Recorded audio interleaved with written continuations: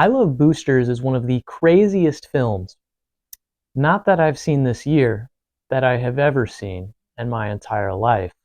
And I've seen quite a lot of them. In a world of cinema that is full of desaturated, gray, muddy looking sludge, I Love Boosters is very colorful. Every single frame of this pops with lots of color. There is a great deal of effort clearly put into the set design, to the costumes, to the color grade. Everything about this pops. I loved seeing it on the big screen. It is a cotton candy colored spectacle. And that kind of rabid saturation also applies to the film's ideas. This is a very off the wall film that moves at a breakneck pace.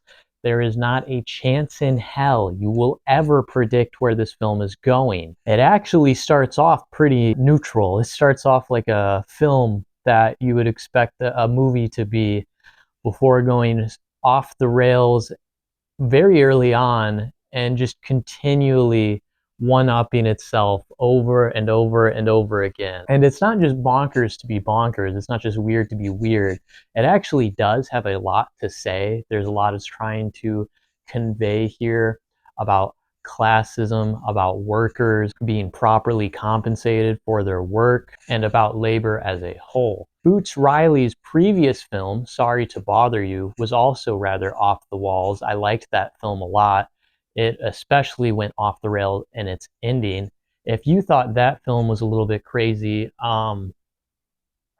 it doesn't even hold a candle, not even a little tiny speck of the light from a candle to the things that occur in I Love Boosters. If you are looking for something that is different from anything you've ever seen, I promise this is. We follow a group of boosters, a term used for people who steal clothing, as they do what they do. The early sections of the plot are fairly grounded, even if they are really colorful.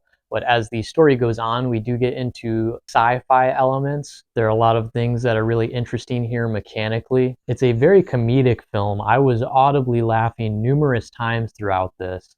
I saw it with two of my friends. I told them it would be weird. I think it exceeded their expectations on that. There's also a lot of really clever, brilliant transitions from how we get to one scene to the next.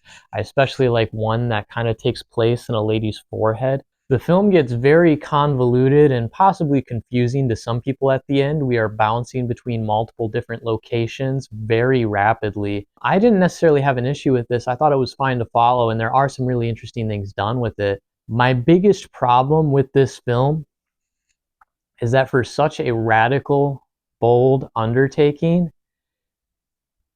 it chooses one of the most safe, generic, bland, milquetoast, garbage ass endings I have ever seen in a movie, and I was deeply disappointed by where this ultimately decided to land. There's a lot of talk about kind of a situational accelerationism in this movie.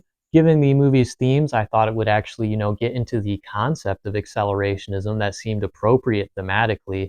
However, it ultimately chooses to answer its questions with the most basic answer that anyone would expect, even though the film has criticized this as not working and is even made fun of pretty explicitly with a bit of dialogue earlier in the film. For an average movie or a Disney flick, I think the ending of the film, I don't want to spoil it, would be perfectly serviceable. But when you take something that's as radical as this, as bold as this, from someone who is a self-proclaimed political radical, and you give one of the most centrist, safe endings of all time, it feels like you don't actually believe anything that you're saying. And unfortunately, I was on one of the highest highs I've ever had watching this, and it just plummeted right at the end. I was deeply disappointed. And I don't have to agree with a film to like a film, but I do need a film to believe what it's saying. And I feel like I Love Boosters ultimately doesn't. That being said, I still think this is worth your time just for the visuals alone. There's a lot of thought that went into the colors and how they would show up on screen. There's a lot of different styles here that are very eclectic, as well as in the production itself. There are elements of stop motion animation here, in combination with the live action. This looks unlike anything you'll ever see. It is funny unlike anything you'll ever see. It is, from start to finish, just impossible to predict.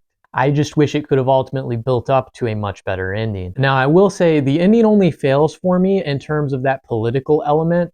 As far as the characters go, I think everyone has a really compelling arc here. I think everything is tied up in a pretty satisfying way, although it is really breakneck and fast and kind of a bit of a cheat to get there, but that's maybe to be expected with as many threads as we rapidly opened up. I can't lie, I have an absolute immense amount of respect for just how unhinged and chaotic this is. I think it is committed to its vision, even if it's not committed to its ideas. I ultimately gave I Love Boosters a 4 out of 6, and that is a very, very, very, very, very, very high 4. I am deeply disappointed I could not give this a 5. 4 out of 6.